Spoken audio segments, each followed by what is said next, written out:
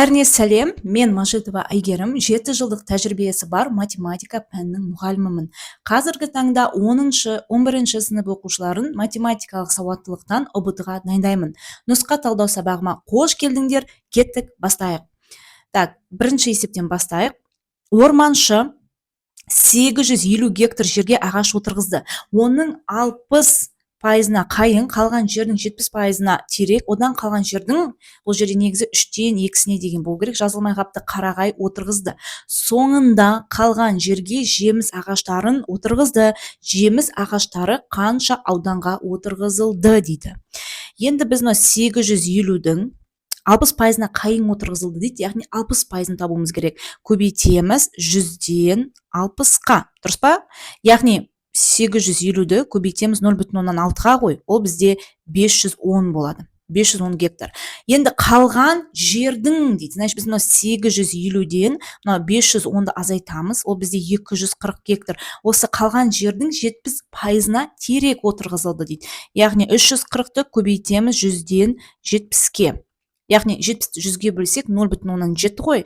Так, енді 340-ды көбейтеміз 0,7-ге, ол бізде 238 екен.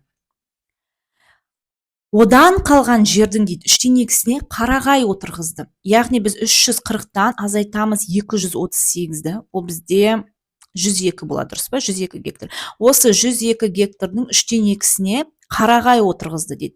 Енді 102-ні көбейтеміз 2-ге, бөлеміз 3-ке, ол бізде 68 болады. Яғни 102-ден енді біз осы 68-ді азайтуымыз керек қой. Сонда 34 гектар шығады. Есептің жауабы міне В вариантында берілген. Бірінші есебіміз міне осылай шығады. Түсінікті болса, кеттік келесі екінші есепке көшеміз. Так, екінші есеп бізде заңдылыққа берілген. Суретте сандар белгілі бір заңдылықпен орналасқан А қосыбы өрнегінің мәнін табыңыз дейді. Негізі бұл тақырыптан да қатып қалған ереже жоқ. Просто көбірек есеп шығару керек берілген тақырыпқа. Сол кезде уже ми жаттығады, заңдылықты уже былай көріп тұратын боласыңдар. Енді қарайық, 17-тен 18 қалай шықты? Егер біз 17-ге 1-ді қосатын болсақ, бізде 18 болады, дұрыс па? 20 қайдан шықты? Егер 18-ге 2-ні қосатын болсақ, бізде 20 шығады.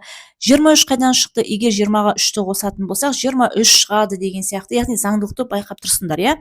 Енді 23-ке, значит, біз 4-ті қосуымыз керек қой, бізде 27 болады. Ол бізде А-ға тең. А-мыз сонда 27 екен.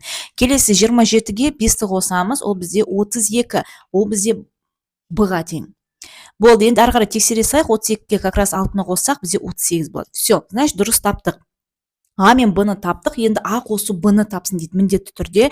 Значит, біз мынау 27-ге 32-ні қосуымыз керек қой. Ол бізде 59 болады. Міне, есептің жауабы С вариантында берілген. Болды, міне. Тауып алдық, иә? Так, түсінікті болса, кеттік келесі үшінші есебімізге көшеміз. Құрамында 8 цифры болмайтын қанша 3 таңбалы сан бар дейді. 3 таңбалы деген соң осындай 3 орын дайындап қоямыз. Енді былай істейміз. Бірінші орынға біз 0-ден басқа, яғни 1-ден 9-ға дейін кез келген цифрды қоя аламыз, дұрыс па? Яғни мына жерде 1-ден 9-ға дейін деп қоямын. 0-ды қоюға болмайды, бірінші орынға. Барлығы бізде 9 цифр. Осы 9 цифрдан біз 8 деген цифрды алып тастаймыз. Сонда 8 цифр қалады ғой. Яғни бірінші орынға, значит, біз 8 цифр қойылады екенбіз. Келесі екінші орынға енді 0-ден 9-ға дейін деп аламыз. Өйткені екінші орынға біз 0-ды қоя аламыз, дұрыс па? Барлығы бізде 10 цифр. 10 цифрдың ішінен біреуін алып тастаймыз, ол 8-ді алып тастаймыз, сонда 9 цифр қалады. Үшінші орынға то же самое 0-ден 9-ға дейін деп аламыз. Барлығы 10 цифр, 8-ді алып тастаймыз, сонда 9 цифр қоя алады екенбіз. Болды, енді осыны барлығын көбейтеміз. Сонда 9-ға 9-ды 81, 81-ге 8-ді 648 болады, 648 болады. Жауабы міне С вариантында берілген. Осылай міне оңай шығарамыз. Бұл жерде ескеретін жағдай, бірінші орынға біз 0-ды қоймаймыз. Сол себептен 1-ден 9-ға дейінгі цифрларды қоя аламыз. Бірақ 8-ді алып тастаймыз. Түсінікті, иә? Жақсы. Кеттік келесі 4-ші есеп.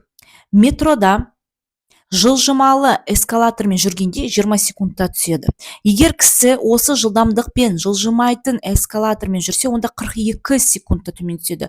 Ол жылжымалы эскалатордың баспалдағында тыныш тұрған да неше секундта төмен түседі дейді. Бізде енді эскалатордың ұзындығы бар, иә? Эскалатордың ұзындығы бар. Оны, допустим, L деп алайық. Келесі бізде адамның жылдамдығы бар. Адамның жылдамдығын біз V деп алайық. Және эскалатордың жылдамдығы болады бізде, дұрыс па? Эскалатордың жылдамдығы бізде, допустим, U деп алайық. Енді бізде жылжымалы эскалаторда, яғни жылжып тұрған эскалаторда бізде адамның жылдамдығы болады және эскалатордың жылдамдығы болады. Екеуі қосылады. Яғни U қосу V көбейту 24 дейміз. Яғни жылжымалы эскалатормен ол 24 секундта түседі дейді. Ден L деп аламыз. Енді жылжымайтын эскалаторда бізде тек қана адамның жылдамдығы болады. Яғни V көбейту 42 ден L дейміз. Болды. Енді ұзындықтар бірдей ғой эскалатордың, екеуін теңестіреміз. Яғни U қосылған V көбейту 24 ден 42 V дейміз. Болды. Жақшыларды ашамыз. Сонда 24 U қосылған 24 V те 42 V. Осы жерден 24 U тен 42 ден 24 азайтсақ, бізде 18 V болады. Былай істесек болады, U тен 18 V бөлу 24 деп. Мына екеуі енді қысқарады ғой. Дұрыс па?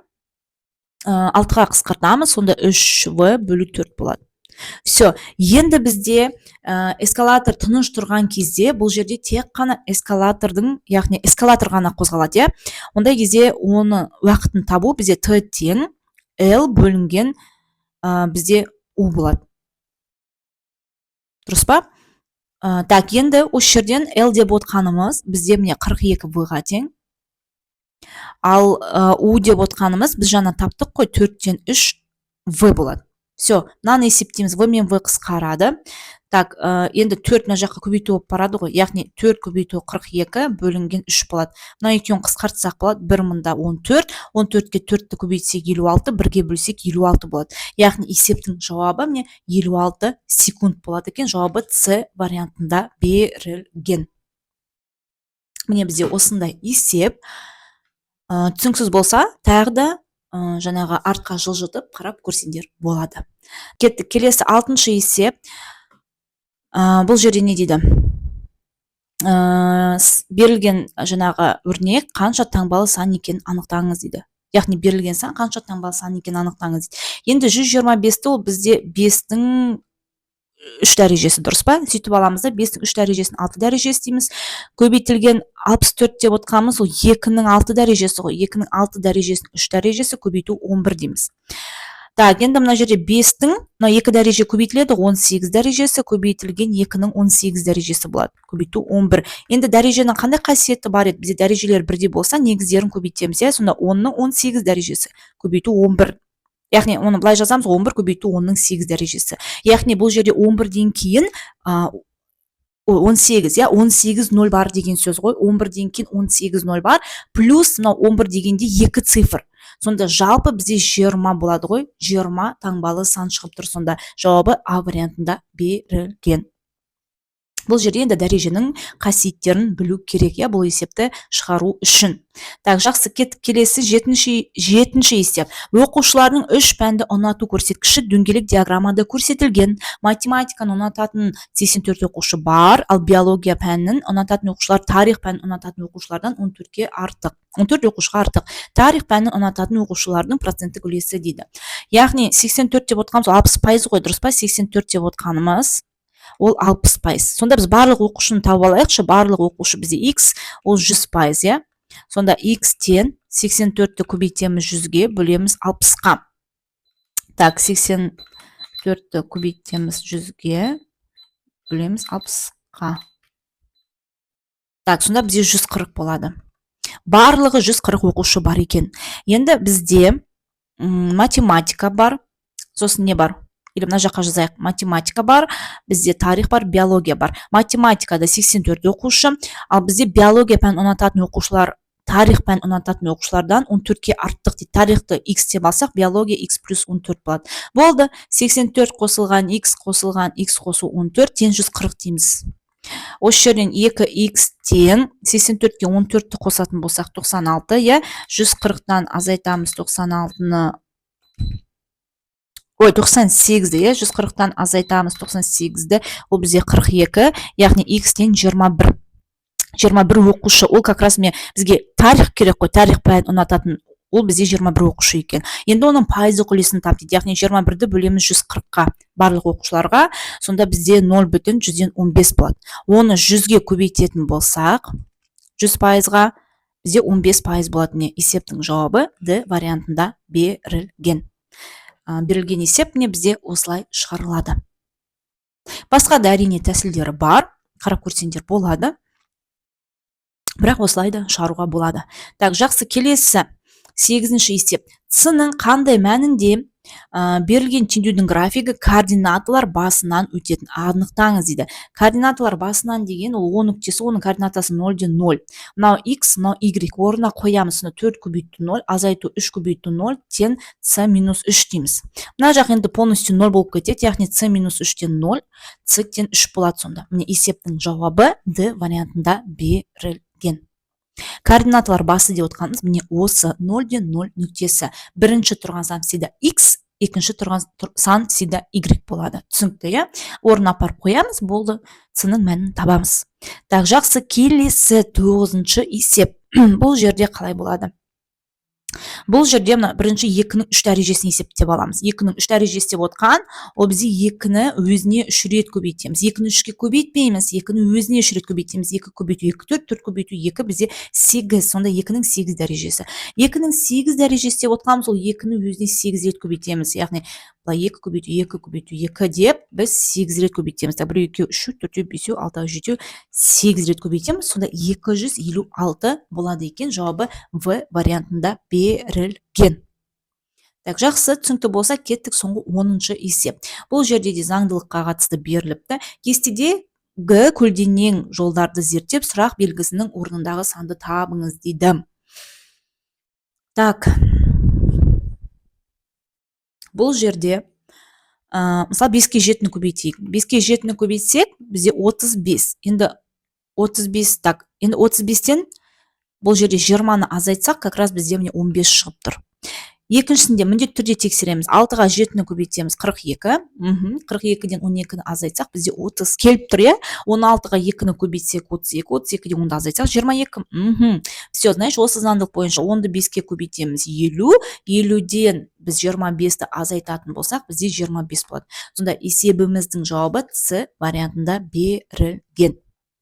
Міне, осылай оңай шығады. Заңдылыққа қатысты есептерді оңай шығару үшін барынша көп есеп шығару керек. Сонда ми жаттығады, сразу қараған кезде уже заңдылықты көріп тұратын боласыңдар. Осымен бізде нұсқа талдау сабағымыз аяқталды. Пайдалы болды деп ойлаймын. Алдағы уақытта осындай нұсқа талдау сабақтары шығып тұрады. Пайдалы болса менің Инстаграм парақшама тіркеліңдер, күнделікті рилс шығып отырады.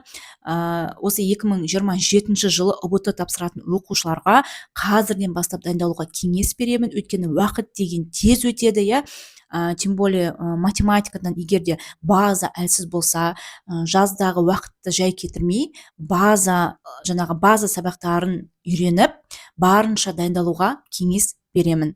Барлықтарыңызға сәттілік, сау болыңдар.